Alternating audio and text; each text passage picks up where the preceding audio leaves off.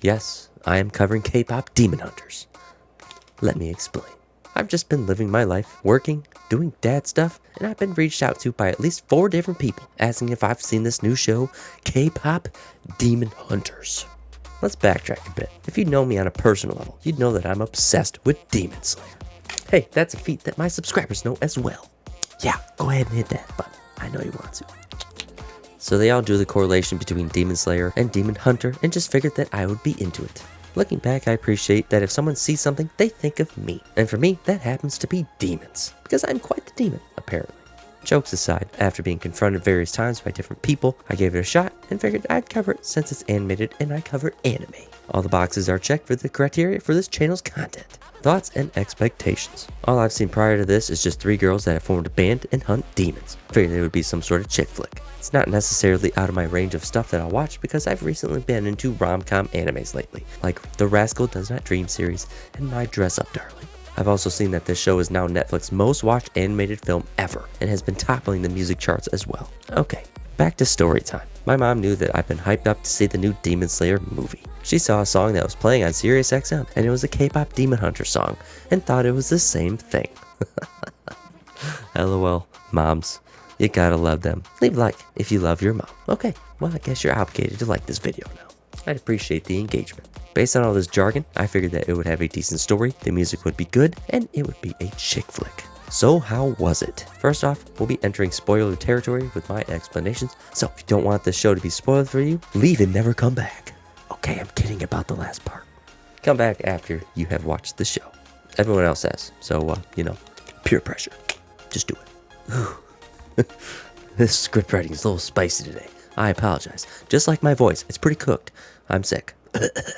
My head has been down Crunchyroll's behind, and those are the only things I've watched in recent times, so I haven't really seen any other animated shows like Disney movies and such. But holy moly, was this animation stellar. It was honestly a masterpiece. Even if I weren't to like the movie, the visual experience would have kept me watching.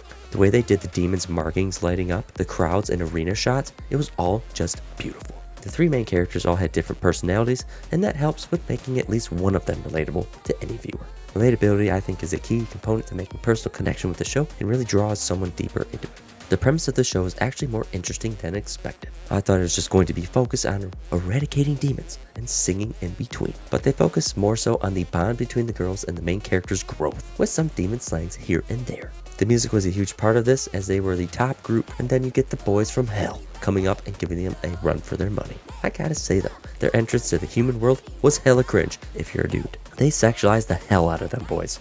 Muscles so big that buttons are popping off the shirts at the girls. Oh, I was shaking my head the whole freaking time.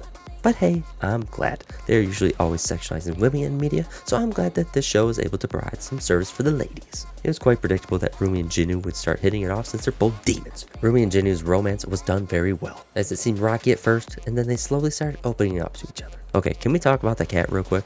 That thing was freaking hilarious. This thing could not put something back that fell over. Ever. It was just funny every single time. You could have done it 50 times in this movie, and I would have laughed all 50 times. I guess that's just my sense of humor.